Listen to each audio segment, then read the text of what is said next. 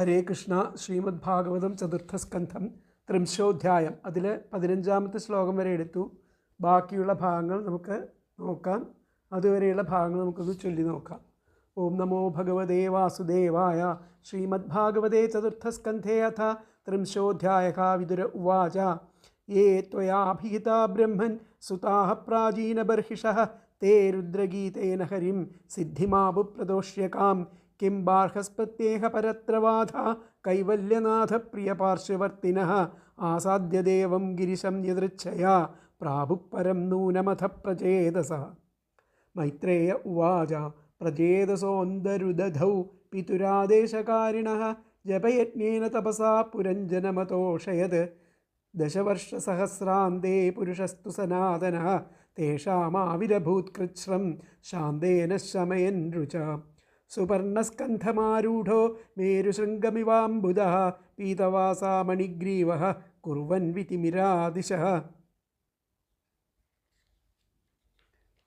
കാശിഷ്ണുനാ കനകവർണവിഭൂഷണേന ഭ്രാജൽകപോലവദനോ വിലസൽകിരീടഃ അഷ്ടായുധൈരനുചരൈർമുനിഭിः സുരേന്ദ്രൈരാരാധിതോ ഗരുഡകിന്നരഗീതകീർത്തിം.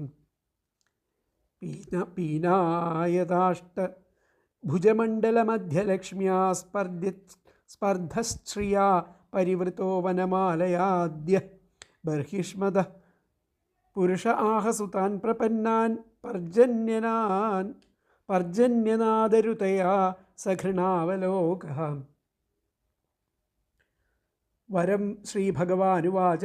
വരം വൃണീധ്വം ഭദ്രം വോ യൂയം മേ നൃപനന്ദനാഃ സൗഹാർദ്ദേനാ പൃഥക് ധർമാസ്തുഷ്ടോഹം സൗഹൃദേന വാ. യോനുസ്മരതി സന്ധ്യായാം യുഷ്മാനനുദിനം നരഃ തസ്യ ഭ്രാതൃഷ്വാത്മസാമ്യം തഥാ ഭൂതേഷു സൗഹൃദം. യേ തു മാം രുദ്രഗീതേന സായം പ്രാതഃ സമാഹിതാഃ സ്തുവന്ത്യഹം കാമവരാൻ ദാസ്യേ പ്രജ്ഞാം ച ശോഭനാം. യദ്യൂയം പിതുരാദേശമഗ്രഹിഷ്ടമുദാന്വിതാഃ അധോ വൗഷധീ കീർത്തിർ ലോകാനനുഭവിഷ്യതി. ഭവിതാ വിശ്രുതപുത്രോ നവമോ ബ്രഹ്മണോ ഗുണൈഃ യ ഏതാം ആത്മവീര്യേണ ത്രിലോകീം പൂരയിഷ്യതി. കുണ്ടോ പ്രമ്ലോചയാ ലബ്ധാ കന്യാകമലലോചന താം ചാപവിദ്ധാം ജഗൃഹുർഭൂതഃ നൃപനന്ദനാഃ. ക്ഷുൽക്ഷാമായാമുഖേ രാജാ സോമഃ പീയൂഷവർഷിണീം ദേശിനീം രോദമാനായ നിദധേ സദയാന്വിതാ. പ്രജാവിസർഗ ആദിഷ്ടാഃ പിത്രാ മാമനുവർത്തത തത്ര കന്യാം വരാരോഹാം താമുദ്വഹതമാചിരം. പ്രജാവിസർഗാദിഷ്ടാഃ പിത്രാ മാമനുവർത്തത തത്ര കന്യാം വരാരോഹാം താമുദ്വഹതമാചിരം. അപ്പോൾ പ്രജാവിസർഗത്തിന് പ്രജോത്പാദനത്തിൽ നിർദ്ദേശിക്കപ്പെട്ടവരായിരിക്കുന്ന നിങ്ങൾ അതിനായിക്കൊണ്ട് സുന്ദരിയായിരിക്കുന്ന ആ പ്ലംബ്ലോജയുടെ പുത്രിയെ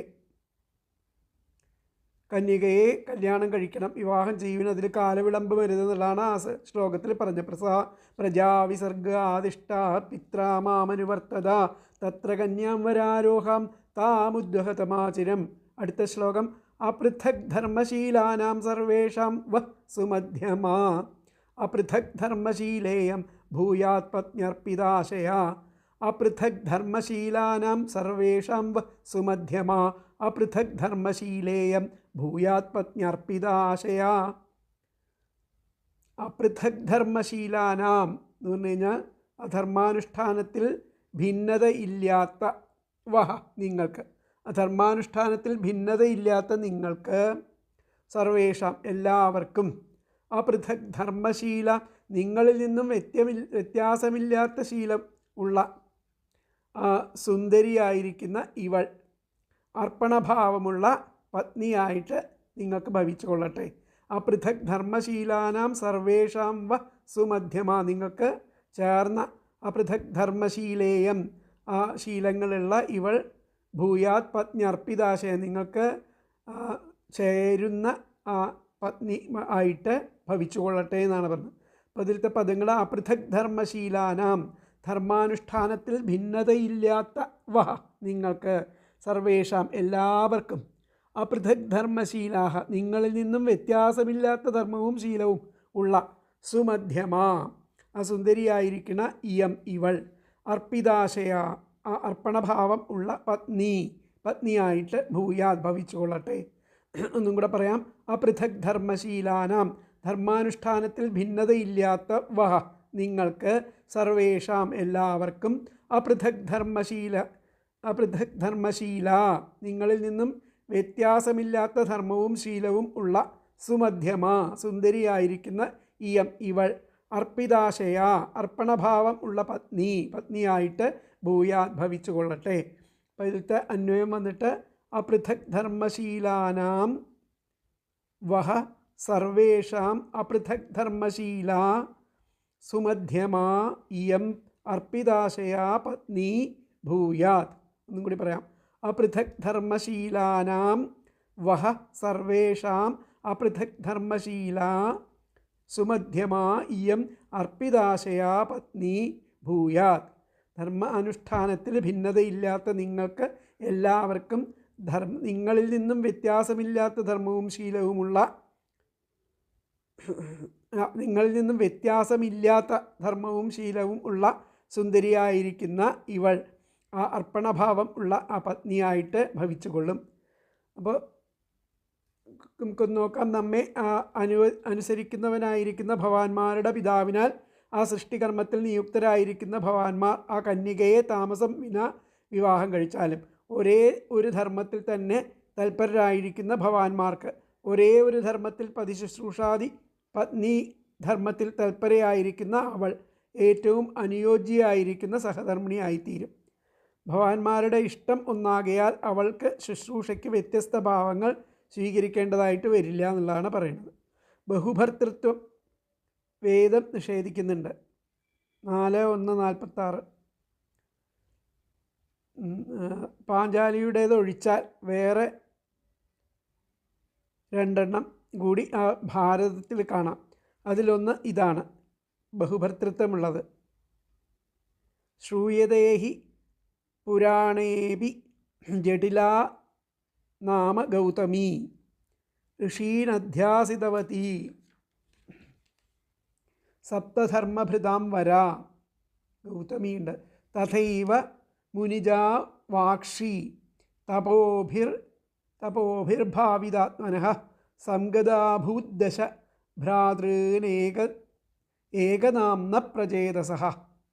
അപ്പോൾ ജട്ടില എന്ന ഗൗതമപുത്രിക്ക് ഭക്താക്കന്മാരായിട്ട് 7 ഋഷിമാരുണ്ടായിരുന്നുവെന്നും കണ്ടുവിൻ്റെ പുത്രിയായിരിക്കുന്ന വാക്ഷിക്ക്, ഈ പുത്രിയുടെ പേരാണ് വാക്ഷി, വൃക്ഷങ്ങളുടെ സന്താനമാണ്.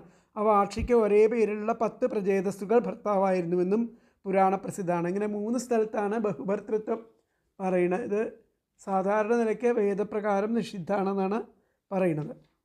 അപ്പോൾ നമ്മൾക്ക് നോക്കാം ഈ 16ാമത്തെ ശ്ലോകത്തിൻ്റെ അർത്ഥം.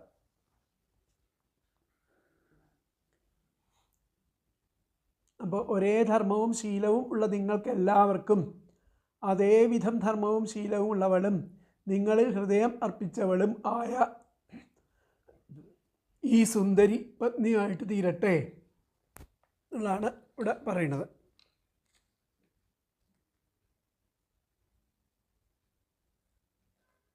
അപ്പോൾ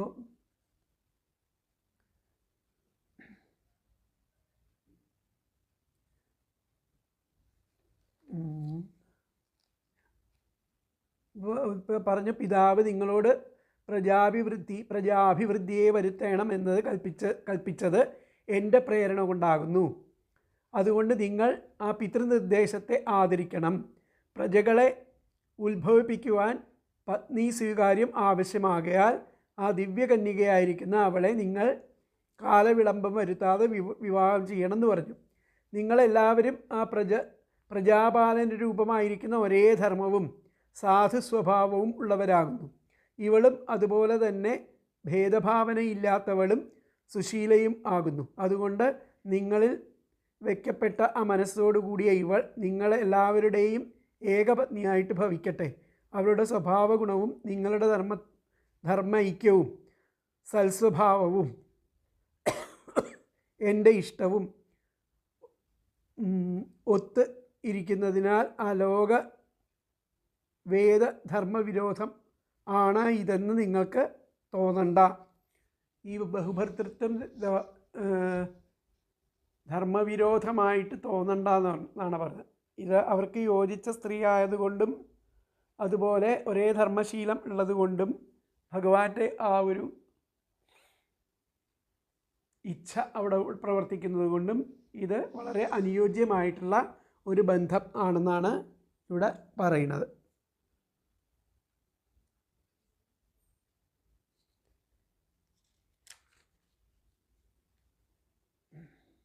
അപ്പോൾ ഇതിലത്തെ വ്യാഖ്യാനം നമുക്ക് നോക്കാം.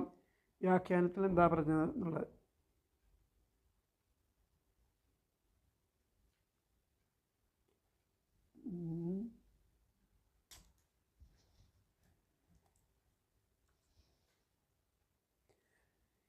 കിംച അപൃഥക് ധർമ്മശീലാനാം സർവേഷാം, നിങ്ങൾ ധർമ്മശീലത്തിൽ ഒരേപോലെയുള്ള ആൾക്കാരാണ്. അവർക്ക് എല്ലാവർക്കും യോ അപൃഥക് ധർമ്മശീലേയം ഏക, അതുപോലെയുള്ള ധർമ്മത്തെ ശീലിച്ചിരിക്കുന്ന ഇവൾ പത്നിയായിട്ട് ഭവിക്കട്ടെ. പത്നി ഭൂയാ, ഇവൾ പത്നിയായിട്ട് ഭവിക്കട്ടെ എന്നാണ് പറഞ്ഞത്. കിഞ്ച അപൃഥക് ധർമ്മശീലാനാം, എന്നാൽ ധർമാചരണത്തിൽ യാതൊരു വ്യത്യാസവും പുലർത്താത്ത നിങ്ങളിൽ, സർവേഷാം നിങ്ങളിൽ, യോ പൃഥക് ധർമ്മശീലേയമേക, ഒരേ ധർമ്മശീലം ഉള്ള ഇവൾ, ഏകം ഒരു പത്നി, ഇവൾ ഒരു പത്നിയായിട്ട് നിങ്ങളിൽ ഭവിക്കട്ടെ എന്നുള്ളതാണ് പറയുന്നത്. അപ്പോൾ അടുത്ത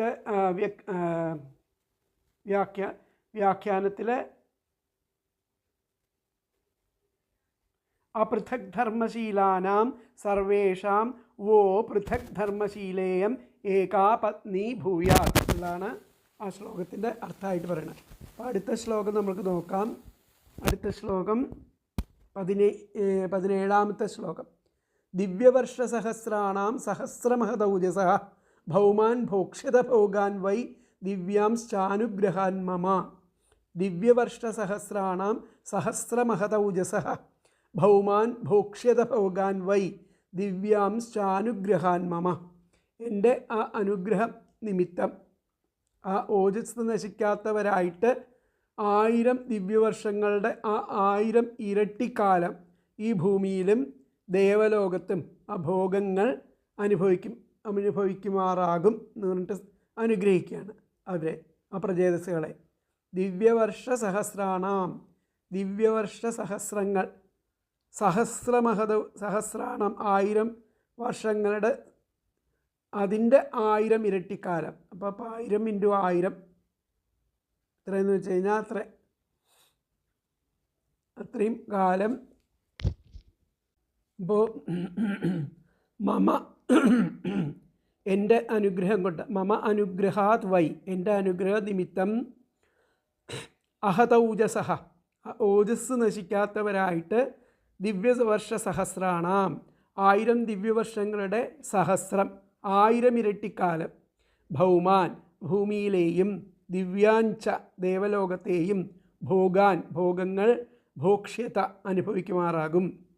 എന്നുകൂടി പറയാം. മമ എൻ്റെ അനുഗ്രഹാത് വൈ എൻ്റെ അനുഗ്രഹം കൊണ്ട്, എൻ്റെ അനുഗ്രഹം നിമിത്തം, അഹതൗജസഃ ഓജസ് നശിക്കാത്തവരായിട്ട്, ദിവ്യവർഷസഹസ്രാണാം 1000 ദിവ്യവർഷങ്ങളുടെ സഹസ്രം 1000 ഇരട്ടിക്കാലം, ഭൗമാൻ ഭൂമിയിലെയും, ദിവ്യാഞ്ച ദേവലോകത്തെയും, ഭോഗാൻ ഭോഗങ്ങൾ, ഭോക്ഷ്യത അനുഭവിക്കുമാറാകും. അപ്പോൾ വർഷസഹസ്രാണാം സഹസ്രമഹദൗജസഃ 1000 വർഷങ്ങളുടെ 1000 ഇരട്ടിക്കാലം ഓജസ് നശിക്കാത്തവരായിട്ട് ഭൂമിയിലെയും, ഭൗമാൻ പിന്നെ ദിവ്യാൻ ദേവലോകത്തെയും, ഭോഗാൻ ആ ഭോഗങ്ങളെ നിങ്ങൾ, ഭോക്ഷ്യത നിങ്ങൾ അനുഭവിക്കുമാറാകും. അതിൽ തന്നെ വന്നിട്ട് മമ അനുഗ്രഹാത് വൈ അഹദൗജസഃ ദിവ്യവർഷസഹസ്രാണാം സഹസ്രം ഭൗമാൻ ദിവ്യാഞ്ച ഭോഗാൻ ഭോക്ഷ്യത മമ അനുഗ്രഹാത് വൈ അഹതൗജസഃ ദിവ്യവർഷസഹസ്രാണാം സഹസ്രം ഭൗമാൻ ദിവ്യാഞ്ച ഭോഗാൻ ഭോക്ഷ്യത മമ എൻ്റെ അനുഗ്രഹാത് വൈ അനുഗ്രഹം നിമിത്തം എൻ്റെ അനുഗ്രഹം നിമിത്തം ആ ഓജസ് നശിക്കാത്തവരായിട്ട് 1000 ദിവ്യവർഷങ്ങളുടെ 1000 ഇരട്ടിക്കാലം ഭൂമിയിലെയും ദേവലോകത്തെയും ഭോഗങ്ങൾ നിങ്ങൾ അനുഭവിക്കുമാറാകും. നമ്മുടെ അനുഗ്രഹം ഹേതുവായിട്ട് അനേകായിരം ദിവ്യവർഷ സംവത്സരക്കാലം നിങ്ങൾ ആ ഓജസ്സോടു കൂടി തന്നെ ഭൂമിയിലെയും സ്വർഗത്തിലെയും ഭോഗങ്ങൾ അനുഭവിക്കും. അപ്പോൾ ആരാലും തടുക്കപ്പെടാൻ കഴിയാത്ത ആ ശക്തിയോട് കൂടിയ നിങ്ങൾ എൻ്റെ അനുഗ്രഹത്താൽ ഇഹത്തിലും പരത്തിലും ഉള്ള അനേകം ഭോഗങ്ങൾ അനുഭവിക്കും. നിങ്ങൾ എൻ്റെ ആ അനുഗ്രഹം നിമിത്തം ദിവ്യവർഷ സഹസ്രകാലം ശരീരബലഹാനി ഇല്ലാത്തവരായിട്ട് ഭൂമിയിലും സ്വർഗത്തിലും ഉള്ള ബഹുവിധ സുഖങ്ങളെ അനുഭവിക്കുവിൻ എന്ന് പറഞ്ഞിട്ടാണ് അവർ അനുഗ്രഹിക്കുന്നത്. അപ്പോൾ ഇവിടെ വ്യാഖ്യാനത്തിൽ തയാ സഹ ദിവ്യവർഷ സഹസ്രാണാം സഹസ്രം, അതായത് 1 കോടി വർഷക്കാലം ഭൗമാൻ ഭൂമിയിലെയും ദിവ്യാംശ സ്വർഗലോകത്തെയും ഭോഗങ്ങളെ അവിടേക്ക് ലഭിക്കുന്ന സകലവിധ അനുഭവങ്ങളെയും സുഖദുഃഖ അനുഭവങ്ങളെയും ഒക്കെ എൻ്റെ അനുഗ്രഹം കൊണ്ട് മദനുഗ്രഹാത് ഭോക്ഷ്യത നിങ്ങൾ അനുഭവിക്കും എന്നുള്ളതാണ് പറയുന്നത്. തയാ സഹ ദിവ്യവർഷ സഹസ്രാണാം, അങ്ങനെ നിങ്ങൾ അനവധി സഹസ്രവർഷങ്ങൾ കോടിക്കണക്കിന് കോടിക്കണക്കിന് ദിവ്യവർഷക്കാലം ഈ ഭൗമാൻ ദിവ്യാംശ ഈ ഭൂമിയിലെയും അതുപോലെ സ്വർഗത്തിലെയും ആ ഭോഗങ്ങളെ നിങ്ങൾ എൻ്റെ അനുഗ്രഹം കൊണ്ട് മദനുഗ്രഹ ഭോക്ഷ്യത എൻ്റെ അനുഗ്രഹം കൊണ്ട് നിങ്ങൾ അനുഭവിക്കുമാറാകട്ടെ. തയാ സഹ ദിവ്യവർഷ സഹസ്രാണാം സഹസ്രം ഭൗമാൻ ദിവ്യാംശ ഭോഗാൻ മദനുഗ്രഹാത് ഭോക്ഷ്യത എന്നുള്ളതാണ് ആ ശ്ലോകത്തിൻ്റെ വ്യാഖ്യാനം. അടുത്ത ശ്ലോകം നോക്കാം. 18ാമത്തെ ശ്ലോകം. അഥ മയി അനപായിന്യാ ഭക്തിയാ പക്വഗുണാശയാഃ ഉപയാസ്യഥ മദ്ധാമ നിർവിദ്യ നിരയാദത. അഥ മയി അനപായിന്യാ ഭക്തിയാ, എൻ്റെ അനപാനിയായിട്ടുള്ള ഭക്തി കൊണ്ട്. അനപായിനി എന്ന് പറഞ്ഞു കഴിഞ്ഞാൽ എന്താ? ചഞ്ചലം. ഭക്തി കൊണ്ട് പക്വഗുണാശയ, നിങ്ങളുടെ പക്വത ആയിട്ടുള്ള ഗുണാശയന്മാരാണ്, പക്വമായിരിക്കുന്ന ഗുണങ്ങൾ വന്ന് ചേർന്നിട്ടുള്ളവരാണ്. അങ്ങനെ നിങ്ങൾ കൂടവരായിട്ട്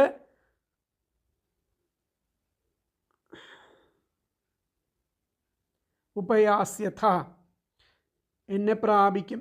എങ്ങനെ? മദ്ധാമ എൻ്റെ ധാമത്തെ പ്രാപിക്കും. നിർവിദ്യ നിരയാദതഃ നരകയാതനകളുടെ വിരക്തിയോടെ ആണ് ഇവിടെ പറഞ്ഞത്. നിർവിദ്യ നിരയാദത നരകയാതനകളുടെ വിരക്തിയോടെ നിങ്ങൾ ഇതെല്ലാം അനുഭവിച്ചിട്ട് വൈരാഗ്യം വന്നിട്ട് നിങ്ങൾ എൻ്റെ ആ പരമധാമത്തെ പ്രാപിക്കും എന്നുള്ളതാണ് അവിടെ അർത്ഥം വരുന്നത്. അപ്പോൾ അതിൽ പിന്നെ മൈ നമ്മിലുള്ള അനപായിന്യ അചഞ്ചലമായിരിക്കുന്ന ഭക്തി കൊണ്ട് ഗുണാശയാഹ പക്വമായിരിക്കുന്ന അന്ധകരണത്തോടു കൂടിയവരായിട്ട് അതിൽ പിന്നെ നിരയാത് ആ നരകയാതനകളിൽ നിർവിദ്യ വിരക്തിയോടെ മദ്ധാമ എൻ്റെ ആ പരമധാമത്തെ ഉപയാസ്യഥ പ്രാപിക്കുന്നതും ആണ്. ഒന്നും കൂടി പറയാം. അതിൽ പിന്നെ മൈ നമ്മിലുള്ള അനപായിന്യ അചഞ്ചലമായിരിക്കുന്ന ഭക്തി കൊണ്ട് പക്വഗുണാശയാഹ പക്വമായിരിക്കുന്ന അന്ധകരണത്തോടു കൂടിയവരായിട്ട് അതിൽ പിന്നെ നിരയാത് ആ നരകയാതനകളിൽ നിർവിദ്യ വിരക്തിയോടെ മദ്ധാമ എൻ്റെ ആ പരമധാമത്തെ ഉപയാസ്യഥ പ്രാപിക്കുന്നതും ആണ്. അപ്പോൾ മയി അനപായിന്യാ ഭക്തിയാ പക്വഗുണാശയാഃ അതഃ നിരയാത് നിർവിദ്യ മദ്ധാമ ഉപയാസ്യഥ. അഥ മയി അനപായിന്യാ ഭക്തിയാ പക്വഗുണാശയഃ അതഃ നിരയാത് നിർവിദ്യ മദ്ധാമ ഉപയാസ്യഥ. അതിൽ പിന്നെ നമ്മിലുള്ള അചഞ്ചലമായിരിക്കുന്ന ഭക്തി ഹേതുവായിട്ട് പക്വമായ അന്ധകരണത്തോടു കൂടിയവരായിട്ട് അതിൽ പിന്നെ ആ നരകയാതനകളിൽ വിരക്തിയോടെ എൻ്റെ ആ പരമധാമത്തെ പ്രാപിക്കുന്നതും ആണ്. നമ്മുടെ അനുഗ്രഹം ഹേതുവായിട്ട് അനേകായിരം ദിവ്യസംവത്സരക്കാലം നിങ്ങൾ ഓജസ്സോടുകൂടി തന്നെ ഭൂമിയിലെയും സ്വർഗത്തിലെയും ഭോഗങ്ങൾ അനുഭവിക്കും. അപ്പോഴേക്കും പക്വമതികളായിത്തീരും. അങ്ങനെ ഇഹപര സുഖങ്ങൾ ആ നരകസദൃശങ്ങളെന്ന് ബോധ്യപ്പെട്ട് വിരക്തരായിട്ട് വൈരാഗ്യം വന്ന് അചഞ്ചല ഭക്തിയോടുകൂടി നമ്മെ ഉപാസിക്കും എന്നുള്ളതാണ് പറഞ്ഞിരിക്കുന്നത്. അപ്പോൾ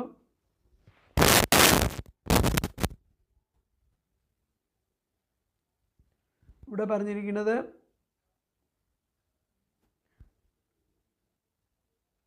എന്നിലുള്ള ആ ഏകാന്ത ഭക്തിയാൽ കാമാദിവാസനകൾ ഇല്ലാത്തവരായി തീർന്ന നരകതുല്യമായിരിക്കുന്ന ഈ ഭോഗജാലങ്ങളിൽ നിന്നും വൈരാഗ്യം പ്രാപിച്ചിട്ട് എൻ്റെ സ്ഥാനത്തെ തന്നെ പ്രാപിക്കും എന്നുള്ളതാണ് ഇവർക്ക് അനുഗ്രഹമായിട്ട് കൊടുത്തത്. അങ്ങനെ ആ ബഹുകാലം കഴിഞ്ഞ ശേഷം എന്നിൽ ചാഞ്ചല്യമില്ലാതിരിക്കുന്ന ഭക്തിയാൽ ആ ഭോഗവാസന അന്ധകരണത്തിൽ നിന്നും തീരെ ശമിക്കും.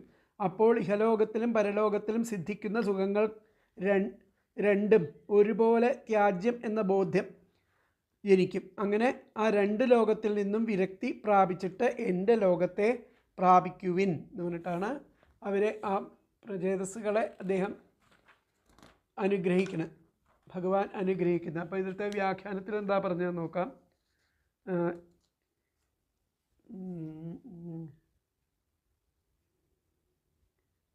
തതോ മയി ഭക്തിം കൃത്വ, അങ്ങനെ എൻ്റെ ഭക്തിയെ ചെയ്തിട്ട് മാം യാസ്യഥ, എന്നെ നിങ്ങൾ പ്രാപിക്കും. തതോ മയി ഭക്തിം കൃത്വ മാം യാസ്യഥ, അങ്ങനെ നിങ്ങൾ എൻ്റെ ഭക്തിയെ ചെയ്തിട്ട് എന്നെ പ്രാപിക്കും എന്നുള്ളതാണ് പറഞ്ഞിരിക്കുന്നത്.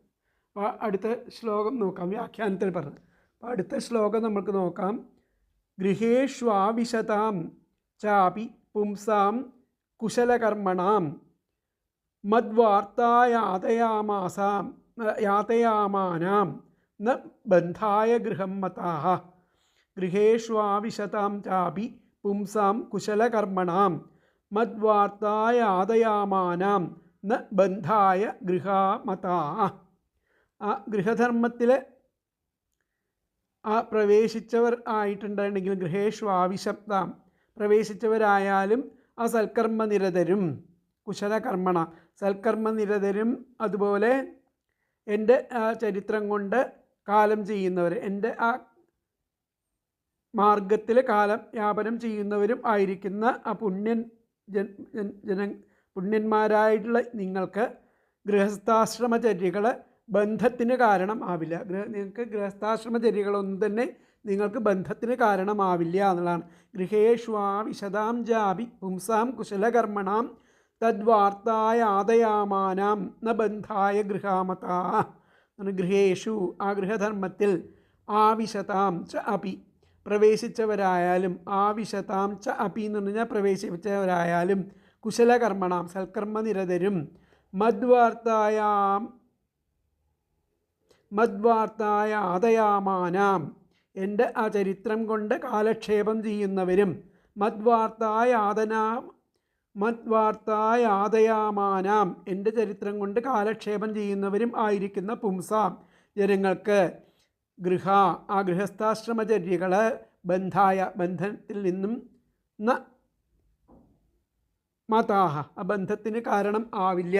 അങ്ങനെയുള്ള ഗൃഹസ്ഥാശ്രമികൾക്ക് എന്നിൽ തന്നെ ഉറച്ച മനസ്സോടുകൂടി ജീവിക്കുന്ന ഗൃഹസ്ഥകാര്യങ്ങൾ ചെയ്ത് ജീവിക്കുന്ന അവർക്ക് ആ ഗൃഹസ്ഥ കർമ്മങ്ങളൊന്നും ഒരിക്കലും അവർക്ക് ബന്ധനം ആയിട്ട് തീരില്ല എന്നുള്ളതാണ് പറയുന്നത്. ഗൃഹേഷു ഗൃഹസ്ഥധർമ്മത്തിൽ ആവിശതാം ച അപി പ്രവേശിച്ചവരായാലും, കുശലകർമ്മണാം സൽക്കർമ്മനിരതരും മദ്വാർത്തായ ആദയാമാനാം എൻ്റെ ചരിത്രം കൊണ്ട് കാലക്ഷേപം ചെയ്യുന്നവരും ആയിരിക്കുന്ന പുംസാം ആ ജനങ്ങൾക്ക് ഗൃഹ ആ ഗൃഹസ്ഥാശ്രമചര്യകൾ ബന്ധനത്തിന് ന മത്വാഹ കാരണം ആവില്ല.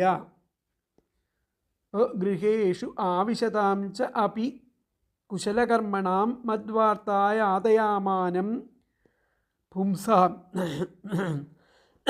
ഗൃഹാ ബന്ധായ ന മതാഹ. ഗൃഹേഷു ആവിശതാം ച അപി കുശലകർമ്മണാം മദ്വാർത്തായ ആദയാമാനം പുംസാം ഗൃഹാ ബന്ധായ ന മതാഹ. ഗൃഹസ്ഥാശ്രമത്തിൽ പ്രവേശിച്ചിരിക്കുന്നവരായാലും ആ സൽക്കർമ്മനിരതരും അതുപോലെ എൻ്റെ ചരിത്രം കൊണ്ട് കാലക്ഷേപം ചെയ്യുന്നവരും ആയിരിക്കുന്ന ജനങ്ങൾക്ക് ആ ഗൃഹസ്ഥാശ്രമചര്യകൾ ബന്ധത്തിന് കാരണം ആവില്ല. അതാ പറഞ്ഞ ഗൃഹസ്ഥന്മാരായാലും സൽക്കർമ്മനിരതരും എൻ്റെ ചരിത്രങ്ങൾ ആഖ്യാനം ചെയ്ത് സമയം ചെലവഴിക്കുന്നവരും ആവുകയാൽ അവന് ആ സംസാരബന്ധം വരില്ല. ഗൃഹസ്ഥാശ്രമം അനുഷ്ഠിക്കുന്നവരാണെങ്കിലും ആ ഭാഗവത ധർമ്മങ്ങളോട് കൂടിയവരും എൻ്റെ ദിവ്യലീലകൾ തന്നെ പാടി ദിവസങ്ങൾ നയിക്കുന്നവരുമായിരിക്കുന്ന പുണ്യാത്മാക്കൾക്ക് ഗൃഹാദികൾ ഒരു വിധത്തിലും ബന്ധത്തിന് കാരണം ആവുകയില്ല. ഇവിടെ ഗൃഹസ്ഥാശ്രമികൾ ആയിരിക്കുമ്പോൾ ചാഞ്ചല്യരഹിതമായിരിക്കുന്ന ഭഗവത് ഭക്തി എങ്ങനെ ഉണ്ടാകുമെന്ന് ശങ്കിക്കണ്ട. ഗൃഹസ്ഥധർമ്മങ്ങളെ അംഗീകരിച്ചാലും എന്നിൽ സമർത്ഥിക്കപ്പെട്ട കർമ്മങ്ങളോടുകൂടെ എൻ്റെ ചരിത്രങ്ങളെ കേട്ടുകൊണ്ട് കാലം കഴിക്കുന്ന പുരുഷന്മാരെ ഗൃഹധർമ്മങ്ങൾ ബന്ധിക്കുകയില്ല എന്നുള്ളതാണ് പറഞ്ഞിരിക്കുന്നത്. അപ്പോൾ ഇതിലത്തെ ആ വ്യാഖ്യാനം നമുക്ക് നോക്കാം. ഗൃഹേഷ്വപി സ്ഥിതാനാം ഗൃഹത്തിൽ ജീവിക്കുകയാണെങ്കിലും മദ്വാർത്തയാ ഗതകാലാനാം എൻ്റെ വാർത്തകളെക്കൊണ്ട് എൻ്റെ കഥകളെക്കൊണ്ട് ഗതകാലം എൻ്റെ ആ കഥകളിൽ മുഴുകി കാലം കഴിക്കുന്ന പുംസാം ജനങ്ങൾക്ക് ഗൃഹസ്ഥധർമ്മങ്ങൾ ബന്ധായ ന ഭവന്തി ഗൃഹസ്ഥധർമ്മങ്ങൾ ഒരിക്കലും ബന്ധനമായിട്ട് ഭവിക്കയില്ല എന്നുള്ളതാണ് വ്യാഖ്യാനത്തിൽ പറയുന്നത്. ഒന്നുകൂടി പറയാം. ഗൃഹേഷ്വപി സ്ഥിതാനാം ഗൃഹത്തിൽ സ്ഥിതി ചെയ്യുകയാണെങ്കിലും മദ്വാർത്തയാ എൻ്റെ ആ കഥകളെ കൊണ്ട് ഗതകാലാനാം ജീവിക്കുന്ന ആ കാലങ്ങളിൽ ഗൃഹത്തിൽ ജീവിക്കുന്ന കാലത്തോളം എൻ്റെ ആ കഥകളിൽ മുഴുകിയും ഗുണകീർത്തനങ്ങളിൽ മുഴുകിയും ഒക്കെ കാലം കഴിക്കുന്ന പുംസാം ആ പുരുഷന്മാർക്ക് ഗൃഹധർമ്മങ്ങളെ ബന്ധമായിട്ട് ഭവിക്കുന്നില്ല. അപ്പം ഗൃഹേഷ്വപി സ്ഥിതാനാം മദ്വാർത്തയാ ഗതകാലാനാം പുംസാം ഗൃഹധർമ്മ ബന്ധായ ന ഭവന്തി എന്നുള്ളതാണ് ആ ശ്ലോകത്തിൻ്റെ വ്യാഖ്യാനം. അപ്പോൾ അടുത്ത ശ്ലോകം നമുക്ക് നോക്കാം. നവ്യവധൃതയേ യജ്ഞോ ബ്രഹ്മൈതദ് ബ്രഹ്മവാദിഭിः 20ാമത്തെ ശ്ലോകം. ന മുഹ്യന്തി ന ശോചന്തി ന ഹൃഷ്യന്തി യതോ ഗതാഃ. നവ്യവധൃതയേ യജ്ഞോ ബ്രഹ്മൈതദ് ബ്രഹ്മവാദിഭിः ന മുഹ്യന്തി ന ശോചന്തി ന ഹൃഷ്യന്തി യതോ ഗതാഃ.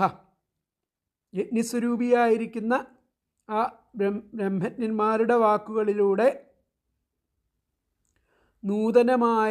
നൂതനതയോടുകൂടിയിട്ട് ആ ഭക്തരുടെ ആ ഹൃദയാന്തർഭാവത്ത് പ്രവേശിക്കുന്ന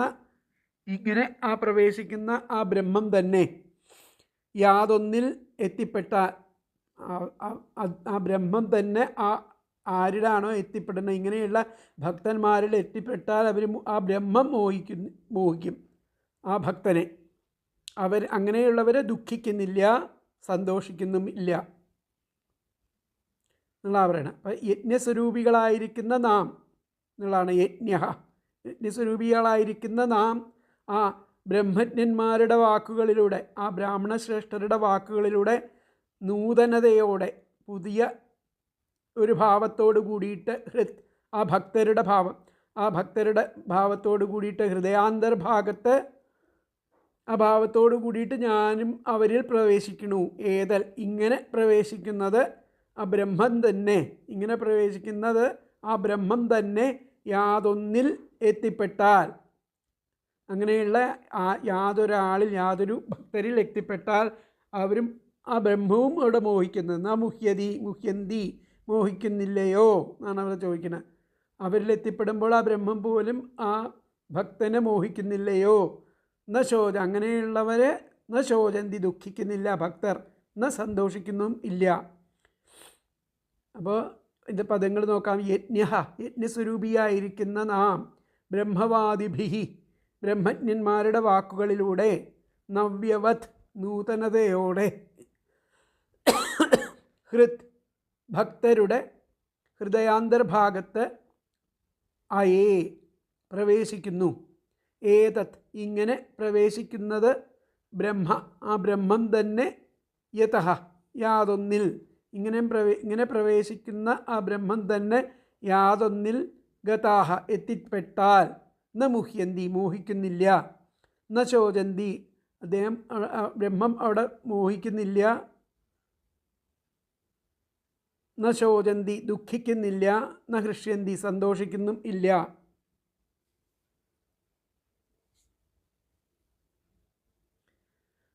യജ്ഞസ്വരൂപിയായിരിക്കുന്ന നാം ആ ബ്രഹ്മജ്ഞരുടെ വാക്കുകളിലൂടെ നൂതനമായിരിക്കുന്ന ആ ഭക്തരുടെ ഹൃദയാന്തർഭാവത്ത് പ്രവേശിക്കുന്നു. ഇങ്ങനെ പ്രവേശിക്കുന്ന ബ്രഹ്മം, ആ ബ്രഹ്മം പോലും അവിടെ എത്തിച്ചേരുമ്പോൾ, പിന്നെ ആ ഭക്തരിൽ എത്തിച്ചേരുമ്പോൾ അവർ ബ്രഹ്മം പോലും അവരുടെ ബ്രഹ്മത്തിൻ്റെ പോലും മോഹങ്ങൾ ഇല്ലാതെയാവണു. ആ ബ്രഹ്മത്തിന് പോലും മോക്ഷം കിട്ടണു എന്നാണ് പറയുന്നത്. ബ്രഹ്മം പോലും മോഹിക്കുന്നില്ല, ബ്രഹ്മത്തിന് മോഹം നശിക്കണു. ആ ബ്രഹ്മം പിന്നെ ശോചിക്കുന്നില്ല, ദുഃഖിക്കുന്നില്ല, ന ഹൃഷ്യന്തി സന്തോഷിക്കുന്നുമില്ല ഉള്ളതൊക്കെയാണ് പറയുന്നത്. അപ്പോൾ ബ്രഹ്മമാണ് ഏറ്റവും പരമമായിട്ടുള്ള ആ ലക്ഷ്യം. ആ ബ്രഹ്മതത്വം തന്നെ അവിടെ ആ നിർഗുണ ഭാവത്തിൽ നിൽക്കണമെന്നർത്ഥം. അപ്പോൾ യജ്ഞസ്വരൂപിയായിരിക്കുന്ന നാം ബ്രഹ്മവാദിഭി ആ ബ്രഹ്മജ്ഞരുടെ വാക്കുകളിലൂടെ നവ്യവത് നൂതനതയോടെ ഒരു പുതിയ ഭാവനയോട് കൂടിയിട്ട് ഹൃത് ആ ഭക്തരുടെ ഹൃദയാന്തർഭാഗത്ത് പ്രവേശിക്കുന്നു. ആ ഭക്തരുടെ ഹൃദയാന്തർഭാഗത്ത് നമ്മൾ പ്രവേശിച്ചാൽ, അതാണ് പറഞ്ഞിരിക്കുന്നത്. യജ്ഞസ്വരൂപികളായിരിക്കുന്ന നമ്മൾ ആ ഭക്തരുടെ ഹൃദയത്തിൽ, ഇപ്രകാരമുള്ള ആ ഭക്തരുടെ ഹൃദയത്തിൽ പ്രവേശിക്കണു. അങ്ങനെ പ്രവേശിക്കുന്നുണ്ട്. ഇങ്ങനെ പ്രവേശിക്കുന്നത് ബ്രഹ്മം തന്നെ, ആ പ്രവേശിക്കുന്നത് ബ്രഹ്മസ്വരൂപികളായ നമ്മൾ തന്നെ. അങ്ങനെ പ്രവേശിക്കുമ്പോൾ അവരിൽ എത്തിപ്പെട്ടാൽ ന മുഹ്യന്തി പിന്നെ ആ ബ്രഹ്മം പോലും ഒന്നും മോഹിക്കുന്നില്ല, ന ശോചന്തി ഒന്നും ദുഃഖിക്കുന്നില്ല, ന ഹൃഷ്യന്തി സന്തോഷിക്കുന്നതുമില്ല എന്നുള്ള പറയണം. അപ്പോൾ യജ്ഞസ്വരൂപിയായിരിക്കുന്ന നാം ബ്രഹ്മവാദിഭി ബ്രഹ്മജ്ഞരുടെ വാക്കുകളിലൂടെ നവ്യവത് നൂതനതയോടെ ഹൃത് ഭക്തരുടെ ആ ഹൃദയാന്തർഭാഗത്ത് അയേ പ്രവേശിക്കുന്നു. ഏതത് ഇങ്ങനെ പ്രവേശിക്കുന്നത് ബ്രഹ്മം തന്നെ യതഃ യാതൊന്നിൽ ഗതാഹ എത്തിപ്പെട്ടാൽ ന മുഹ്യന്തി അദ്ദേഹം മോഹിക്കുന്നില്ല, ബ്രഹ്മം ന ശോചന്തി ദുഃഖിക്കുന്നില്ല, ന ഹൃഷ്യന്തി സന്തോഷിക്കുന്നുമില്ല. അപ്പോൾ തന്നെ വന്നിട്ട് യജ്ഞ ബ്രഹ്മവാദിഭി നവ്യവത് ഹൃത് അയേ ഏതത് ബ്രഹ്മ യാഹ ഗതാഹ ന മുഹ്യന്തി ന ശോചന്തി ന ഹൃഷ്യന്തി. എന്നും കൂടി പറയാം. യജ്ഞ ബ്രഹ്മവാദിഭി നവ്യവത് ഹൃത് അയേ ഏതത് ബ്രഹ്മ യതഃ ഗതാഹ ന മുഹ്യന്തി ന ശോചന്തി ന ഹൃഷ്യന്തി. യജ്ഞസ്വരൂപിയായിരിക്കുന്ന നാം ആ ബ്രഹ്മജ്ഞരുടെ വാക്കുകളിലൂടെ ആ നൂതനതയോട് കൂടിയിട്ട് ഭക്തരുടെ ഹൃദയാന്തർഭാഗത്ത് പ്രവേശിക്കുന്നു. ഇങ്ങനെ പ്രവേശിക്കുന്നത് ബ്രഹ്മം തന്നെ ആയാലും യാതൊന്നിൽ എത്തിപ്പെട്ടാൽ അത് പിന്നെ അതിന് മോഹിക്കുന്നില്ല, ന ശോചന്തി ദുഃഖിക്കുന്നില്ല, ന ഹൃഷ്യന്തി സന്തോഷിക്കുന്നും ഇല്ല എന്നുള്ളതാണ് പറയുന്നത്. അപ്പോൾ യജ്ഞരൂപികളായിരിക്കുന്ന നാം അപ്പോൾ ആ നൂതന ഭാവത്തിൽ ഭവാന്മാരുടെ ഹൃദയത്തിൽ പ്രകാശിക്കും. അപ്പോൾ ആ പ്രജേതസ്സുകളുടെ ഹൃദയത്തിൽ യജ്ഞരൂപിയായിരിക്കുന്ന നാം, ആ ഭഗവാൻ ഇങ്ങനെയൊക്കെ ഭജിച്ചാൽ ആ യജ്ഞരൂപിയായിരിക്കുന്ന ആ ഭഗവാൻ അപ്പോൾ നൂതന ഭാവത്തിൽ, ഒരു പുതിയ ഭാവത്തോട് കൂടിയിട്ട് ആ പ്രജേതസ്സുകളുടെ ഹൃദയത്തിൽ പ്രകാശിക്കും. അങ്ങനെ പ്രകാശിക്കുന്ന ഏതോ അതിനെയാണ് ബ്രഹ്മജ്ഞാനികൾ ബ്രഹ്മം എന്ന് വിശേഷിപ്പിക്കുന്നത്. അങ്ങനെ പ്രകാശിക്കുന്നതേതോ, ആ പ്രജേതസ്സുകളുടെ ഹൃദയത്തിൽ അങ്ങനെ പ്രകാശിക്കുന്നത് ഏത് സത്യമാണോ ആ സത്യത്തെയാണ് ബ്രഹ്മജ്ഞാനികൾ ബ്രഹ്മം എന്ന് വിശേഷിപ്പിക്കുന്നത്. ആ അവസ്ഥയിലെത്തിയാൽ മോഹം, ശോകം, ഹർഷം ഇത്യാദി വികാരങ്ങൾ നശിച്ച് ദ്വന്ദ്വാതീതരായിട്ട് ഭവിക്കണു എന്നാണ് പറയുന്നത്. ഒന്നുകൂടി പറയാം, 3 ശ്ലോകങ്ങളുടെയും കൂടെയുള്ള അർത്ഥം പറയാം. നമ്മുടെ അനുഗ്രഹം ഏതുവായിട്ട് അനേകായിരം ദിവ്യവർഷ സംവത്സരക്കാലം നിങ്ങൾ ഓജസ്സോടുകൂടി തന്നെ ഭൂമിയിലെയും സ്വർഗത്തിലെയും ഭോഗങ്ങൾ അനുഭവിക്കും. അപ്പോഴേക്കും പക്വമതികളായിത്തീരും. ഇഹപര സുഖങ്ങൾ നരകസദൃശങ്ങളെന്ന് ബോധ്യപ്പെട്ടിട്ട് വിരക്തരായിട്ട് അചഞ്ചല ഭക്തിയോടെ നമ്മെ ഉപാസിക്കും. ആ ഗൃഹസ്ഥനായാലും ആ സൽക്കർമ്മനിരതനും എൻ്റെ ചരിത്രങ്ങൾ ആഖ്യാനം ചെയ്ത് സമയം ചെലവഴിക്കുന്നവനുമായാൽ അവന് സംസാരബന്ധം വരില്ല. യജ്ഞരൂപിയായിരിക്കുന്ന നാം അപ്പോൾ ആ നൂതന ഭാവത്തിൽ ഭവാന്മാരുടെ ഹൃദയത്തിൽ പ്രകാശിക്കും. അങ്ങനെ ആ പ്രകാശിക്കുന്നതേതോ അതിനെയാണ് ബ്രഹ്മജ്ഞാനികൾ ബ്രഹ്മമെന്ന് വിശേഷിപ്പിക്കുന്നത്. ആ അവസ്ഥയിലെത്തിയാൽ മോഹം, ശോകം, ഹർഷം ഇത്യാദി വികാരങ്ങൾ നശിച്ച് നമ്മൾ ദ്വന്ദ്വാതീതരായിട്ട് തീരും എന്നാണ് പറയുന്നത്. അപ്പോൾ ആ കഥാശ്രവണത്താൽ സർവജ്ഞനായിരിക്കുന്ന ഞാൻ ആ ശ്രോതാക്കളുടെ ഹൃദയത്തിൽ നൂതന ഭാവത്തിൽ വ്യാപിക്കുന്നു. കഥാശ്രവണത്താൽ സർവജ്ഞനായിരിക്കുന്ന ഞാൻ ശ്രോതാക്കളുടെ ഹൃദയത്തിൽ നൂതന ഭാവത്തിൽ വ്യാപിക്കുന്നു. ഈ ബ്രഹ്മം ഞാൻ തന്നെ. അതിനെ പ്രാപിച്ചവർ മോഹിക്കുകയോ ശോചിക്കുകയോ സന്തോഷിക്കുകയോ ഒന്നും ചെയ്യുകയില്ല എന്നാണ് ഇവിടെ പറയുന്നത്. അപ്പോൾ കഥാശ്രവണത്തിൽ ആ ചിത്തത്തെ സമർപ്പിച്ചിരിക്കുന്നവരുടെ ഹൃദയത്തിൽ, കഥാശ്രവണത്തിൽ ആ ചിത്തത്തെ സമർപ്പിച്ചിരിക്കുന്നവരുടെ ഹൃദയത്തിൽ സർവജ്ഞനായിരിക്കുന്ന ഞാൻ ഒരു നൂതന ആയിരിക്കുന്ന ആനന്ദസ്വരൂപത്തോടു കൂടിയിട്ട് പ്രത്യക്ഷനാകും. ആ ആനന്ദത്തെ പ്രാപിച്ചവർ അജ്ഞാനം നിമിത്തമുണ്ടാകുന്ന മോഹം, ശോകം, സന്തോഷം എന്നീ ഭാവങ്ങളിൽ നിന്നും വിട്ടവരായിട്ട് ഭവിക്കും. ഇതിനെ തന്നെയാകുന്നു ബ്രഹ്മവാദികൾ ബ്രഹ്മസാക്ഷാത്കാരം എന്ന് പറയാറുള്ളത്. അപ്പോൾ ഇതിലത്തെ വ്യാഖ്യാനം നമുക്ക് നോക്കാം. ഏ മാം പ്രാപ്താസ്തേ, എന്നെ ഇങ്ങനെ പ്രാപിച്ചു കഴിഞ്ഞാൽ മോഹഹർഷശോകാൻ, മോഹം, ഹർഷം, ശോകം ഇവയെ ന പ്രാപ്നുവന്തി, ഇവയെ പ്രാപിക്കുന്നില്ല. ഇപ്രകാരം എന്നെ പ്രാപിച്ചാൽ മോഹം, ഹർഷം, ശോകം എന്നുള്ള ദ്വന്ദ്വഭാവങ്ങളെ ന പ്രാപ്നുവന്തി, പ്രാപിക്കുന്നില്ല. അപ്പോൾ വ്യാഖ്യാനം വന്നിട്ട് ഏ മാം പ്രാപ്താസ്തേ, എന്നെ പ്രാപിക്കുന്ന, ഇപ്രകാരം എന്നെ പ്രാപിക്കുന്നവർ മോഹഹർഷശോകാൻ, ഹർഷമോഹശോകങ്ങളെ ന പ്രാപ്നുവന്തി, പ്രാപിക്കുന്നില്ല. ഏ മാം പ്രാപ്താസ്തേ മോഹഹർഷശോകാൻ ന പ്രാപ്നുവന്തി. ഇതാണ് അതിൻ്റെ വ്യാഖ്യാനം വരുന്നത്. അപ്പോൾ അടുത്ത ശ്ലോകം നോക്കാം. 21ാമത്തെ ശ്ലോകം. മൈത്രേയ ഉവാച, മൈത്രേയ മഹർഷി പറയുകയാണ്, ഏവം ബ്രുവാണം പുരുഷാർത്ഥഭാജനം ജനാർദ്ദനം പ്രാഞ്ജലയ പ്രചേതസഃ തദ്ദർശനധ്വസ്തതമോ രജോമലാ ഗിരാഗൃണൻ ഗദ്ഗദയാ സുഹൃത്തമം. ഏവം ബ്രുവാണം പുരുഷാർത്ഥഭാജനം ജനാർദ്ദനം പ്രാഞ്ജലയ പ്രചേതസഃ തദ്ദർശനധ്വസ്ത തമോരജോമലാ ഗിരാഗൃണാൻ ഗദ്ഗദയാ സുഹൃത്തമം.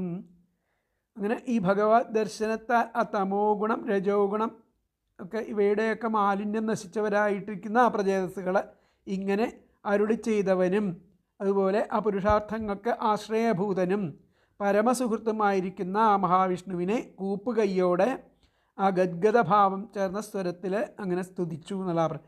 ഏവം ബ്രുവാണം പുരുഷാർത്ഥഭാജനം, ഇപ്രകാരം ആ പറയപ്പെട്ട പുരുഷാർത്ഥഭാജനം, ആ പുരുഷാർത്ഥങ്ങൾക്ക് ആശ്രയഭൂതനും ജനാർദ്ദനം ആയിരിക്കുന്ന ജനാർദ്ദനെ പ്രാഞ്ജലയ, കയ്യിൽ വെള്ളം എടുത്തിട്ട് കൂപ്പി പ്രചേതസ്സുകൾ തദ്ദർശനധ്വസ്ത തമോരജോമല അദ്ദേഹത്തെ കണ്ടതുകൊണ്ട് ആ രജോ തമോ ഗുണങ്ങളൊക്കെ നശിച്ചിട്ട് ഗിരാഗൃണാൻ അവിടെ നമസ്കരിച്ചു ഗദ്ഗതയാ, ആ ഗദ്ഗതം കൊണ്ട് ആ സുഹൃത്തമനെ സ്തുതിച്ചു. ഗിരാഗൃണാൻ അവർ സ്തുതിച്ചു എന്നാണ്. ഗിരാഗൃണാൻ ഗദ്ഗതയാ സുഹൃത്തമ. അപ്പോൾ തദ്ദർശനധ്വസ്തം തമോരജോമലാഹ എന്നുള്ള പദാദ്യത്തെ തദ്ദർശനധ്വസ്ത തമോരജോമലാഹ, ആ ഭഗവത് ദർശനത്താൽ തമോ ഗുണം രജോ ഗുണം ഇവയുടെ മാലിന്യങ്ങൾ നശിച്ചവരായിരിക്കുന്ന തദ്ദർശനധ്വസ്ത തമോരജോമലാഹ, ഭഗവത് ദർശനത്താൽ തമോ ഗുണം രജോ ഗുണം ഇവയുടെ മാലിന്യം നശിച്ചവരായിരിക്കുന്ന പ്രചേതസ്സുകൾ ഏവം ഇങ്ങനെ ബ്രുവാണം അരുളി ചെയ്തവനും പുരുഷാർത്ഥഭാജനം, ആ പുരുഷാർത്ഥങ്ങൾക്ക് ആശ്രയഭൂതനും സുഹൃത്തമം പരമസുഹൃത്തും ആയിരിക്കുന്ന ജനാർദ്ദനം, ആ മഹാവിഷ്ണുവിനെ പ്രാഞ്ജലയ കൂപ്പുകൈയോടെ ഗദ്ഗതയാ ഗിര ഗദ്ഗതമായിരിക്കുന്ന സ്വരത്തിൽ അഗൃണൻ സ്തുതിച്ചു. അഗൃണൻ എന്നാണ് ഇവിടെ വാക്ക്. ഗിരാ അഗൃണൻ ഗദ്ഗതയാ സുഹൃത്തമം, അഗൃണൻ എന്ന് സ്തുതിച്ചു. ഇന്നും കൂടി പറയാം. തദ്ദർശനധ്വസ്ത തമോരജോമലാഹ, ഭഗവത് ദർശനത്താൽ തമോ ഗുണം രജോ ഗുണം ഇവയുടെ മാലിന്യം നശിച്ചവരായിരിക്കുന്ന പ്രചേതസ്സുകൾ ഏവം ഇങ്ങനെ ബ്രുവാണം അരുളി ചെയ്തവനും പുരുഷാർത്ഥഭാജനം പുരുഷാർത്ഥങ്ങൾക്ക് ആശ്രയഭൂതനും സുഹൃത്തമം പരമസുഹൃത്തുമായിരിക്കുന്ന ജനാർദ്ദനം മഹാവിഷ്ണുവിനെ പ്രാഞ്ജലയ കൂപ്പുകൈയോടെ ഗദ്ഗതയാ ഗിര ഗൽഗതം കലർന്ന ആ സ്വരത്തിൽ അഗൃണൻ സ്തുതിച്ചു. ഭഗവത് ദർശനത്താൽ രജോ ഗുണത്തിൻ്റെയും തമോ ഗുണത്തിൻ്റെയും മാലിന്യം നശിച്ചവരായിരിക്കുന്ന ആ പ്രചേതസ്സുകൾ ഇപ്രകാരം അരുളി ചെയ്ത ഭഗവാനെ കൈകൂപ്പി ഗൽഗത സ്വരത്തിൽ ഇങ്ങനെ ഉണർത്തിച്ചു. അപ്പോൾ ഇങ്ങനെ ആ പറയുന്നവനും പരമപുരുഷാർത്ഥം നൽകുന്നവനും പരമസുഹൃത്തുമായിരിക്കുന്ന ഭഗവാനെ പ്രചേതസ്സുകൾ മാലിന്യങ്ങളില്ലാത്തവരായി സ്തുതിച്ചു. ഇപ്രകാരം അരുളി ചെയ്തവനും ഭക്തന്മാർക്ക് പരമപുരുഷാർത്ഥം നൽകുന്നവനും അവിദ്യയെ നശിപ്പിക്കുന്നവനും പരമഹിതകർത്താവുമായിരിക്കുന്ന ശ്രീഹരിയെ കണ്ടതുകൊണ്ട് ആ തമോ ഗുണവും രജോ ഗുണവും നിമിത്തം ഉള്ള ആ ദോഷങ്ങൾ നശിച്ചതിനാൽ സത്വഗുണപ്രധാനം ആയിരിക്കുന്ന അന്ധകരണത്തോടുകൂടിയ ആ പ്രചേതസ്സുകൾ അഞ്ജലീബന്ധം ചെയ്തവരായിട്ട് ആനന്ദബാഷ്പം നിമിത്തം തടഞ്ഞു പുറപ്പെടുന്ന ആ അക്ഷരങ്ങളോടുകൂടിയവരായിട്ട് ഗൽഗതമാ സ്വരത്തിൽ വാക്കുകൊണ്ട് ആ ഭഗവാനെ സ്തുതിച്ചു എന്നുള്ളതാണ് പറയുന്നത്. അപ്പോൾ അതിലത്തെ വ്യാഖ്യാനത്തിൽ മൈത്രേയ വാച ഏവം ഭഗവത് വാക്യം ശ്രുത്വ, ഇപ്രകാരമുള്ള ഭഗവാന്റെ വാക്യത്തെ ശ്രുത്വ കേട്ടിട്ട് പ്രചേതസ്സുകളെ പ്രാഞ്ജലയോ ആ കൈകൾ കൂപ്പി ഹരിം തുഷ്ടുവു ഹരിയെ സന്തോഷിപ്പിച്ചു. ഇപ്രകാരം ആ ഭഗവത് വാക്യങ്ങളെ കേട്ടിട്ട് ആ പ്രചേതസ്സുകളെ ആ പ്രാഞ്ജലയോ ഹരിം തുഷ്ടുവു ആ അഞ്ജലിബദ്ധരായിട്ട് ഹരിയെ തോഷിപ്പിച്ചു, സ്തുതിച്ചു തോഷിപ്പിച്ചു എന്നുള്ളതാണ് അതിൻ്റെ അർത്ഥം. അപ്പോൾ ഏവം ഭഗവത് വാക്യം ശ്രുത്വ പ്രചേതസഃ പ്രാഞ്ജലയോ ഹരിം തുഷ്ടുവു എന്നുള്ളതാണ് വ്യാഖ്യാനത്തിൽ പറയുന്നത്. അപ്പോൾ അടുത്ത ശ്ലോകം നോക്കാം. ഇനി പ്രചേതസ്സുകൾ ആ സ്തുതിക്കുന്നതാണ്. നമോ നമ ക്ലേശവിനാശനായ നിരൂപിതോദാരഗുണാഹ്വയായ മനോവചോ വേഗപുരോഗവായ സർവാക്ഷമാർഗൈരഗദാധ്വനേ നമഃ. നമോ നമ ക്ലേശവിനാശനായ നിരൂപിതോദാരഗുണാഹ്വയായ മനോവചോ വേഗപുരോഗവായ സർവാക്ഷമാർഗൈരഗദാധ്വനേ നമഃ. ക്ലേശവിനാശനായ എന്ന് പറഞ്ഞാൽ ക്ലേശവിനാശകനും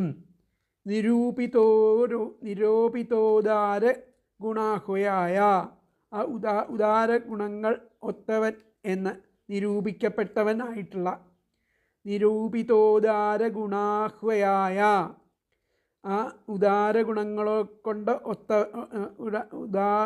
ഉദാരഗുണങ്ങൾ ഒത്തവനെന്ന് നിരൂപിക്കപ്പെട്ടവനായിരിക്കുന്ന അങ്ങയ്ക്ക് മനോവചോ വേഗ പുരോഗവായ, മനസ്സ് വാക്ക് ഇവയുടെ വേഗതയേക്കാൾ വേഗം കൂടിയവൻ. മനോവചോ വേഗ പുരോഗവായ, മനസ്സ് വാക്ക് ഇവയുടെ വേഗതയേക്കാൾ വേഗത കൂടിയവൻ. സർവാക്ഷമാർഗി, സർവേന്ദ്രിയ വൃത്തികളാലും അഗതാധ്വനെ, ആ അജ്ഞാതം ആയിരിക്കുന്ന മാർഗത്തോട് കൂടിയവൻ. ആ സർവേന്ദ്രിയ വൃത്തികളാലും നമുക്ക് കാണപ്പെടാൻ സാധിക്കാത്ത ആ മാർഗത്തോട് കൂടിയവനും ആയിരിക്കുന്ന അവിടേക്ക് നമഃ, നമസ്കാരം എന്നുള്ളതാണ് പറയുന്നത്. പഴുത്ത പദങ്ങൾ നോക്കാവുന്നതും കൂടി. ക്ലേശവിനാശായ, ക്ലേശവിനാശനായ ക്ലേശനാശകനും നിരൂപിതോദാരഗുണാഹ്വയായ, ഉദാരഗുണങ്ങൾ ഒത്തവനും എന്ന് നിരൂപിക്കപ്പെട്ടവനുമായിരിക്കുന്ന അങ്ങയ്ക്ക് മനോവചോ വേഗ പുരോഗവായ, മനസ്സ് വാക്ക് ഇവയുടെ വേഗതയേക്കാൾ വേഗം കൂടിയവനും സർവാക്ഷമാർഗേഹി, സർവേന്ദ്രിയവൃത്തികളാലും അഗതാധ്വനെ, ആ അജ്ഞാതമായിരിക്കുന്ന മാർഗത്തോടുകൂടി, അഗതാധ്വനെ എത്തിച്ചേരാൻ പെടാത്ത മാർഗത്തോടു കൂടിയവനും ആയിരിക്കുന്ന അവിടേക്കും നമഃ, നമസ്കാരം എന്നും കൂടി പറയാം. ക്ലേശവിനാശനായ ക്ലേശനാശകനും നിരൂപിതോദാരഗുണാഹ്വയായ, ഉദാര ഗുണങ്ങൾ ഒത്തവനെന്ന് നിരൂപിക്കപ്പെട്ടവനുമായ അങ്ങയ്ക്ക് മനോവചോ വേഗ പുരോഗവായ, മനസ്സ് വാക്ക് ഇവയുടെ ആ വേഗതയോടെ, മനസ്സ് വാക്ക് ഇവയുടെ വേഗതയേക്കാൾ വേഗതയോടുകൂടിയവനും സർവാക്ഷമാർഗേഹി, സർവേന്ദ്രിയ വൃത്തികളാലും അഗതാധ്വനെ, ആ അജ്ഞാതം ആയിരിക്കുന്ന മാർഗത്തോടു കൂടിയവനുമായിരിക്കുന്ന അവിടേക്ക് നമഃ, നമസ്കാരം. അപ്പോൾ ക്ലേശവിനാശനായ നിരൂപിതോദാരഗുണാഹ്വയായ മനോവചോ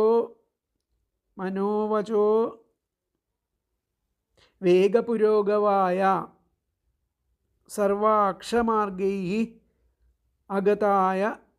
അഗതാധ്വനെ, സർവാക്ഷമാർഗൈ അഗതാധ്വനെ നമഃ, നമഃ എന്നുകൂടി പറയാം. ക്ലേശവിനാശായ നിരൂപിതോദാരഗുണാഹ്വയായ മനോവചോ വേഗപുരോഗവായ സർവാക്ഷമാർഗൈ അഗതാധ്വനെ നമഃ. ക്ലേശനാശകനും അതുപോലെ ഉദാരഗുണങ്ങൾ ഒത്തവനെന്ന് നിരൂപിക്കപ്പെട്ടവനുമായ അങ്ങയ്ക്ക് ആ മനസ്സ് വാക്ക് ഇവയുടെ വേഗതയേക്കാൾ വേഗം കൂടിയവനും സർവേന്ദ്രിയ വൃത്തികളാലും ആ അജ്ഞാതമായിരിക്കുന്ന മാർഗത്തോടു കൂടിയവനുമായിരിക്കുന്ന അവിടത്തേക്ക് നമസ്കാരം. ഭഗവാനെ അങ്ങനെ സ്തുതിക്കുകയാണ്. അവിദ്യാദി ആ ക്ലേശനാശകൻ, ഉദാരഗുണങ്ങളോട് കൂടിയവനും ഇന്ദ്രിയഗ്രാഹ്യനല്ലാത്തവനുമായിരിക്കുന്ന അങ്ങയ്ക്ക് വീണ്ടും വീണ്ടും നമസ്കാരം എന്ന് പറയുകയാണ്. അപ്പോൾ ഇനി ആ സ്തുതിയാണ്. ആ ഭക്തന്മാരുടെ ആ സംസാര ദുഃഖങ്ങളെ നശിപ്പിക്കുന്നവനും വേദങ്ങളാൽ ആ നിശ്ചയിക്കപ്പെട്ടിരിക്കുന്ന സർവാഭീഷ്ടപ്രദങ്ങളായിരിക്കുന്ന കല്യാണ ഗുണങ്ങളോടും നാമധേയങ്ങളോടും കൂടിയവനും മനസ്സിനും വാക്കുകൾക്കും വിഷയമില്ലാത്തവനും യാതൊരു ഇന്ദ്രിയങ്ങൾക്കും പരമാർത്ഥതത്വത്തെ അറിവാൻ കഴിയാത്ത വിധത്തിൽ ആ സൂക്ഷ്മരൂപനുമായിരിക്കുന്ന ഭഗവാനായിട്ട് പിന്നെയും പിന്നെയും അങ്ങയ്ക്ക് നമസ്കാരം. അപ്പോൾ ക്ലേശവിനാശകനും വർണ്ണിക്കപ്പെട്ട ഗുണഗണങ്ങളോട് കൂടിയവനും ആയിരിക്കുന്ന അങ്ങയ്ക്ക് നമസ്കാരം. മനസ്സിൻ്റെയും വാക്കിൻ്റെയും വേഗത്തേക്കാൾ അധികം വേഗമുള്ളവനും അതുകൊണ്ട് തന്നെ ഒരു ഇന്ദ്രിയത്തിനും ഗ്രഹിക്കാനാവാത്തവനും ആവാത്ത മാർഗത്തോടു കൂടിയവനുമായിരിക്കുന്ന അങ്ങയ്ക്ക് നമസ്കാരം എന്നുള്ളതാണ് ആദ്യത്തെ ശ്ലോകത്തിൻ്റെ. നമോ നമഃ ക്ലേശവിനാശനായ നിരൂപിതോദാരഗുണാഹ്വയായ മനോവചോ വേഗ പുരോഗവായ സർവാക്ഷമാർഗൈരഗതാധ്വനേ നമഃ. അടുത്തത് ശുദ്ധായ ശാന്തായ നമസ്വനിഷ്ഠയാ മനസ്യപാർത്ഥം വിലസദ്വയായ നമോ ജഗൽസ്ഥാനലയോദയേഷു ഗൃഹീതമായ ഗുണവിഗ്രഹായ ശുദ്ധായ ശാന്തായ നമസ്വനിഷ്ഠയാ മനസ്യപാർത്ഥ വിലസദ്വയായ നമോ ജഗൽസ്ഥാനലയോദയേഷു ഗൃഹീതമായ ഗുണവിഗ്രഹായ.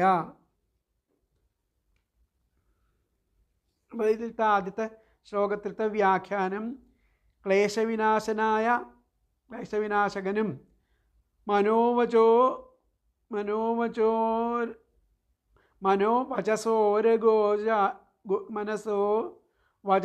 ഗോചരായ ക്ലേശവിനാശകനും മനസ്സുകൊണ്ടും വചസ്സുകൊണ്ടും അഗോചരൻ ആയവനും മനസ്സോ വചസോ അഗോചരായ കാണപ്പെടാത്തവനും ആയിരിക്കുന്ന അങ്ങക്ക് നമോ നമസ്കാരം എന്നുള്ളതാണ് അതിലത്തെ വ്യാഖ്യാനം. അടുത്തത് ആണ് ഇപ്പോഴത്തെ രണ്ടാമത്തെ ശുദ്ധായ സ്വനിഷ്ഠയ സ്വന്തം ആ അവസ്ഥയിൽ സ്വനിഷ്ഠയ സ്വന്തം അവസ്ഥിതിയിൽ ശുദ്ധായ ശുദ്ധനും ശാന്തായ ശാന്തനുമായിരിക്കുന്ന അങ്ങക്ക് നമസ്കാരം. മനസ്സി ആ മനുഷ്യ മനസ്സിൽ അപാർത്ഥം അസത്യമെന്നോണം വിലസദ്വയായ ആ ദ്വൈതഭാവത്തിൽ തോന്നിക്കുന്നവനും അസത്യമെന്നോണം ദ്വൈതഭാവം തോന്നിക്കുന്നവനും ജഗൽസ്ഥാനലയോദയേഷു ആ ലോകത്തിൻ്റെ ആ സ്ഥിതി സംഹാരം ഉൽപ്പത്തി എന്നിവയ്ക്ക് ഗൃഹീതമായ ഗുണവിഗ്രഹായ മായാഗുണങ്ങളെ അവലംബിച്ച് വിഷ്ണു മുതലായ രൂപങ്ങൾ ധരിച്ചവനുമായിരിക്കുന്ന അങ്ങക്ക് നമസ്കാരം. അതാണ് ശുദ്ധായ ശാന്തായ നമസ്വനിഷ്ഠയ മനസ്യപാർത്ഥം വിലസദ്വയായ നമോ ജഗൽസ്ഥാനലയോദയേഷു ഗൃഹീതമായ ഗുണവിഗ്രഹായ. സ്വനിഷ്ഠയ സ്വന്തം നിഷ്ഠ കൊണ്ട് സ്വന്തം അവസ്ഥിതിയിൽ ശുദ്ധായ ശുദ്ധനും ശാന്തായ ശാന്തനും ആയ അങ്ങക്ക് നമസ്കാരം. പിന്നെ മനസ്സി ആ മനുഷ്യൻ്റെ മനസ്സിൽ അപാർത്ഥം അസത്യമെന്നോണം വിലസദ്വയായ ദ്വൈതഭാവം തോന്നിക്കുന്നവനും ജഗൽസ്ഥാനലയോദയേഷു ആ ലോകത്തിൻ്റെ ആ സൃഷ്ടി സ്ഥിതി സംഹാരം എന്നിവയ്ക്ക് ഗൃഹീതമായ ഗുണവിഗ്രഹായ മായാഗുണങ്ങളെ അവലംബിച്ച് വിഷ്ണു മുതലായ രൂപങ്ങൾ ധരിച്ചവനുമായിരിക്കുന്ന അങ്ങക്ക് നമസ്കാരം. അപ്പോൾ അതിലത്തെ അന്വയം വന്നിട്ട് സ്വനിഷ്ഠയാ ശുദ്ധായ ശാന്തായ നമഃ മനസ്സി അപാർത്ഥം വിലസദ്വയായ ജഗൽസ്ഥാനലയോദയേഷു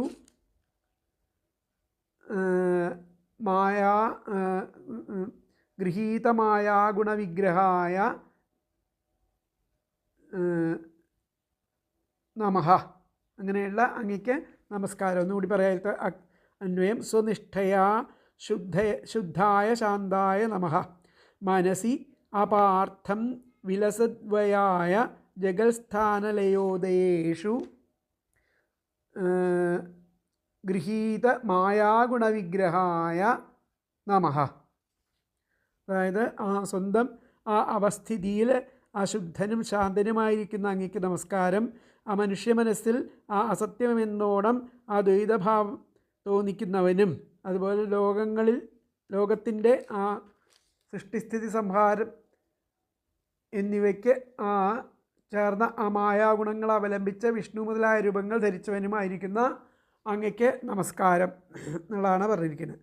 അപ്പോൾ ശുദ്ധനും ശാന്തനും സ്വനിഷ്ഠയാൽ പരിശുദ്ധനും മനുഷ്യരുടെ മനസ്സിൻ്റെ ആ അശുദ്ധി കാരണം ദ്വൈതഭാവത്തെ തോന്നിപ്പിക്കുന്നവനും മായയെ അവലംബിച്ച് ആ സൃഷ്ടിസ്ഥിതി സംഹാരങ്ങൾ നടത്തുവനുമായിരിക്കുന്ന അങ്ങയ്ക്ക് നമസ്കാരം എന്നാണ് ഇവിടെ പറഞ്ഞിരിക്കുന്നത്. അപ്പോൾ സ്വനിഷ്ഠയാൽ അതിപരിശുദ്ധനും അതുകൊണ്ട് തന്നെ ശാന്തനും മനസ്സ് എന്ന ഉപാധിയുള്ളപ്പോൾ വ്യർത്ഥമായി തോന്നപ്പെടുന്ന ആ ദ്വൈത പ്രപഞ്ചത്തിൻ്റെ ഏകാവലംബവും അതുപോലെ ജഗത്തിൻ്റെ ആ സൃഷ്ടിസ്ഥിതി സംഹാരങ്ങളാൽ യോഗമായ ഗുണങ്ങൾ കൊണ്ട് ആ വിഷ്ണു മഹേശ്വര ബ്രഹ്മഭാവം വഹിക്കുന്നവനുമായിരിക്കുന്ന അങ്ങയ്ക്ക് നമസ്കാരം. വിശുദ്ധമായിരിക്കുന്ന സത്വഗുണത്തെ അംഗീകരിച്ചും ആ ഭക്തന്മാരുടെ സങ്കടങ്ങളെ സംഹരിച്ചും സകല യാദവന്മാരെ പരിപാലിച്ചു കൊണ്ടിരിക്കുന്ന വാസുദേവപുത്രനായിരിക്കുന്ന അപ്പോൾ അതിനു മുമ്പ് സ്വതവേ മായാസമ്പർക്കം ഇല്ലാത്തതിനാൽ പരിശുദ്ധനും കാമാതിവൃത്തികളുടെ ബാധ കൂടാതെ ഇരിക്കുന്നതിനാൽ ശാന്തനും ജനങ്ങളുടെ മനസ്സിനുള്ള ആ അശുദ്ധിയാൽ ചിലരെ അനുഗ്രഹിക്കുന്നവനും ചിലരെ നിഗ്രഹിക്കുന്നവനും ആണെന്ന് ആ മിഥ്യാജ്ഞാന നിമിത്തം ആ ജനങ്ങളാൽ വിചാരിക്കപ്പെടുന്നവനും ലോകങ്ങളെ സൃഷ്ടിച്ച് രക്ഷിച്ച് ലയിപ്പിക്കാൻ വേണ്ടി ആ മായാ സ്വീകാരത്താൽ സത്വരജസ്തമോ ഗുണപ്രധാനങ്ങളായിരിക്കുന്ന വിഷ്ണു, ബ്രഹ്മാവ്, ശിവൻ എന്നീ സ്വരൂപങ്ങളെ ധരിക്കുന്നവനുമായിരിക്കുന്ന ആ ഭഗവാനായിക്കൊണ്ട് നമസ്കാരം നമസ്കാരം എന്നുള്ളതാണ് അവിടെ പറയുന്നത്. അപ്പോൾ ഇതിലത്തെ വ്യാഖ്യാനത്തിൽ ശുദ്ധായ ശാന്തായ, ശുദ്ധനും ശാന്തനും ബ്രഹ്മാവിഷ്ണു രുദ്രമൂർത്തയെ, അങ്ങനെയുള്ള ബ്രഹ്മാവിഷ്ണു രുദ്രന്മാർക്ക് നമസ്കാരം നമസ്കാരം എന്നുള്ളതാണ് ഇവിടെ പറയണത്. ഇപ്പോൾ അടുത്ത ശ്ലോകങ്ങൾ അടുത്ത ക്ലാസ് 24-ാമത്തെ ശ്ലോകം വരെ എടുത്തു. 23-ാമത്തെ ശ്ലോകം വരെ എടുത്തു. 24 അടുത്ത ക്ലാസ്സിൽ. ഹരേ കൃഷ്ണ.